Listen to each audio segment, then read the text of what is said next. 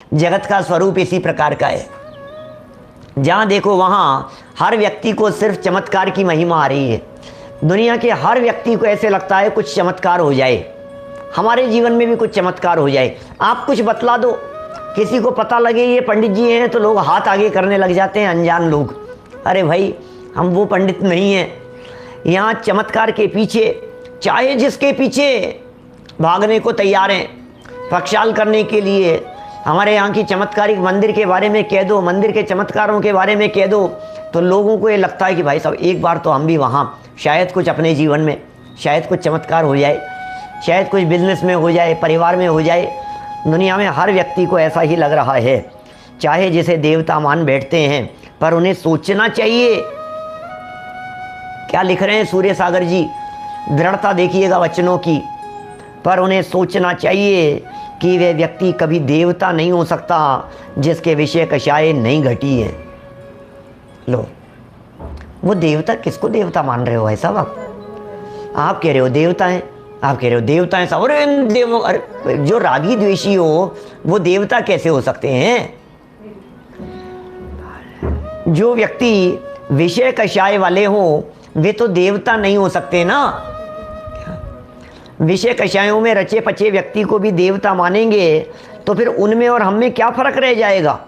देखिए लिखा है आगे, जो पुरुष विषय वासना में लिप्त हैं वह भगवान इस पद से अलंकृत नहीं हो सकता, क्योंकि विषयी और कषाई, विषयी और कषाई होकर भी मोक्ष मार्ग का नेता हो, ये दोनों कार्य परस्पर विरोधी हैं। विषय कषाई भी हो और मोक्ष मार्ग के नेता भी हो, क्योंकि जो हमारा मोक्ष मार्ग है, यह मोक्ष मार्ग तो विषय कषाय से विपरीत है। मोक्ष मार्ग तो इन सबसे निवृत्ति की बात कहता है। क्या मोक्ष मार्ग तो ये कहता है इनमें सुख नहीं है, इसलिए उन्हें छोड़ करके आप मुक्ति के मार्ग में लगो।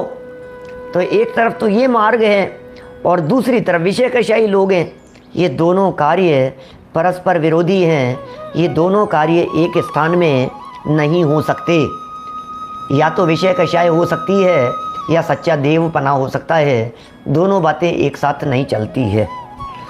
जिस प्राणी की आत्मा राग द्वेष से युक्त हो, जो प्राणी रागी द्वेषी दिखाई दे रहा हो, जिसे किसी को मारने को, किसी को बचाना, जैसे किसी को मारना, किसी को बचाना, किसी को वरदान देना, किसी से पूजा भेंट चढ़ाना।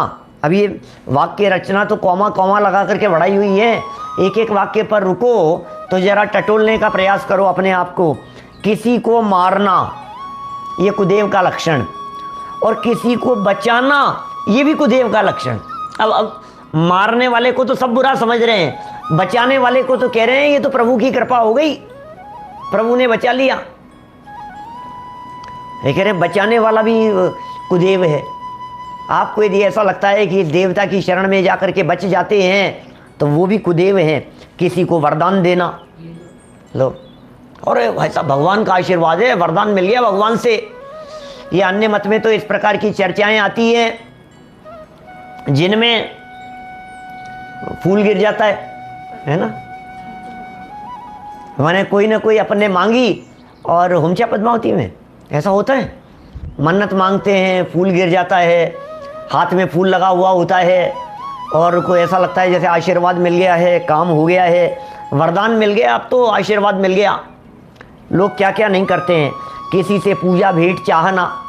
अब वो भगवान क्या हो सकते हैं, वो देवता क्या हो सकते हैं कि जो जगत के लोगों से भेंट चाहते हों, सवामणि करवाना चाहते हों, और भी न मालूम इसी तरह की चीज़ें हो सकती है। किसी पर क्रोध करना, किसी पर प्रसन्न होना। अरे भैया आज तो भाई साहब भगवान बहुत मेहरबान है, क्या खुदा मेहरबान है गधा पहलवान, मैंने खुदा मेहरबान है। आज तो प्रभु की कृपा हो गई, आज तो पता नहीं क्या है, आज तो कृपा बरस रही है, भगवान पता नहीं सुबह दर्शन करके आए थे क्या।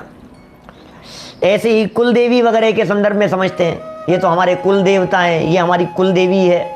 इसी तरह की मान्यताएं परंपरा से चलती है। ये सब देवताओं के संदर्भ में भ्रम है भाई साहब। प्रसन्न होना, किसी को अपना लेना और किसी को छोड़ देना,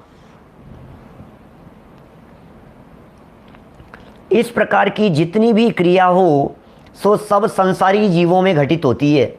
कारण कि जिनको देखते ही भय लगे। अब जरा देखना उन देवी देवताओं की दशा, उनकी शक्ल देखना, जरा उनकी शक्ल देखने पर डर लगने लग जाता है। बचने के लिए हथियार लिए बैठे हैं क्या? हथियार रखना ये बहादुरी का सूचक नहीं होता। हथियार रखना ये कमजोरी की निशानी है, ये कोई ताकत की निशानी थोड़ी न। ताकतवर लोगों को हथियार की जरूरत नहीं होती, कमजोरों को हथियार की जरूरत होती है। जिन्हें हथियार की जरूरत है वे नियम से कमजोर है। अरे मैं बंदूक रखता हूं, तुम्हें पता है क्या, मेरी जेब में बंदूक है, तो इसका मतलब तुम्हें किस बात का डर है ये बताओ। क्या जिनके पास में धनुष बाण है, जिनके पास में गदा है, जिनके पास में तलवार है, जिनके पास में त्रिशूल है, भाला है, जिनके पास में अन्य अन्य हथियार हैं, ऐसे जिनके पास में हथियार पड़े हुए हों, ये कह रहे हैं ऐसे हथियारों को रखने वाले कौन हो सकते हैं? डरपोक हो सकते हैं। यहाँ कैसे शब्दों के प्रयोग किए। हथियारों को धारण करने वाले क्रूर हैं वे, रागी, द्वेषी, क्रोधी, मानी, मायावी, लोभी। और क्या शब्दों के प्रयोग करें भाई साहब, कहाँ तक बतलाएं आपको।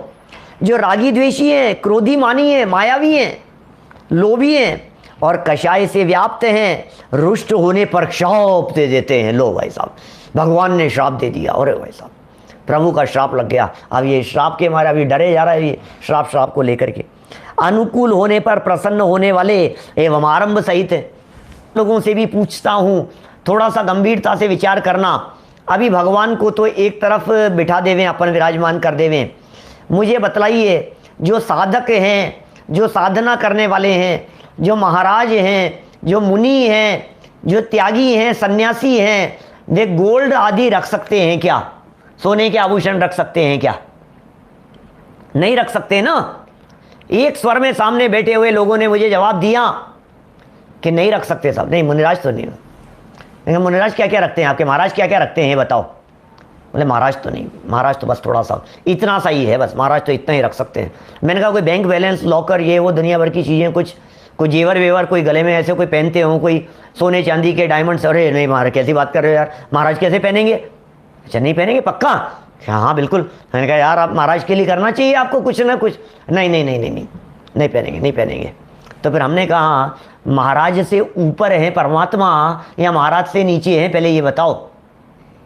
जब मुनि अवस्था में ही सब कुछ छोड़ दिया, त्याग कर देने पर ही कुछ नहीं बचा, महाराज बन जाने पर ही कुछ नहीं बचा, तो फिर जब वे महाराज भगवान बन गए तो फिर उनके पास में फिर कहां से आ गया? ये राग द्वेष तो पहले ही छोड़ दिया है, सर्व आरंभ से रहित होते हैं। जिनके आरंभ होता है वे सब कुदेव हैं, खोटे देव हैं। उनकी भक्ति से संसार समुद्र में डूबना ही होगा।